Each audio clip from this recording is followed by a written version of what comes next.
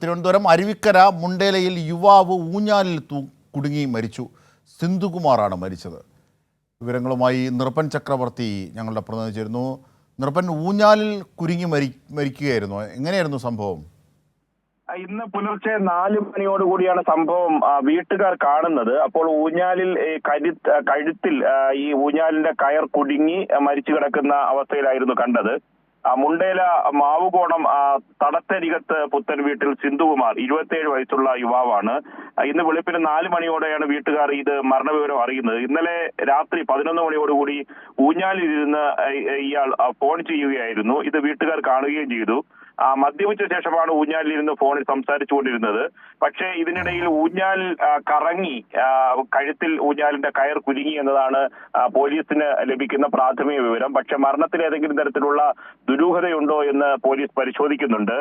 ഇദ്ദേഹം കഴിഞ്ഞ ദിവസം രാത്രിയോടുകൂടി ഊഞ്ഞാലിൽ ഇരിക്കുന്നത് വീട്ടുകാർ കാണുകയും ചെയ്തു. Kerala vision high speed cable TV ജീവനക്കാരനാണ്. സിന്ധുകുമാർ എന്നാണ് ഇയാളുടെ പേര്. വിളിക്കുന്ന പേര് അഭിലാഷ് എന്നാണ് യഥാർത്ഥ ഇയാളുടെ പേര്. ഇന്നലെ രാത്രി 11 മണിക്കാണ് 11 മണി വരെ വീട്ടുകാർ കണ്ടു. വീട്ടിൽ സഹോദരി കുട്ടികൾ മാത്രമാണ് ഉണ്ടായിരുന്നത്. ഇന്ന് പുലർച്ചെ 4 മണിക്ക് വീട്ടുകാർ പരിശോധിക്കുമ്പോൾ ഊഞ്ഞാലിന്റെ കയറിൽ കുടുങ്ങി ഇയാൾ മരിച്ച നിലയിലാണ് കാണുന്നത്. ഇത് സംബന്ധിച്ച് ദുരൂഹത സംബന്ധിച്ച് പോലീസ് പരിശോധന നടത്തുന്നുണ്ട്. അജിംഷാദ്. ശരി നിർപ്പൻ ചക്രവർത്തിയാണ് വിവരങ്ങൾ നൽകിയത്.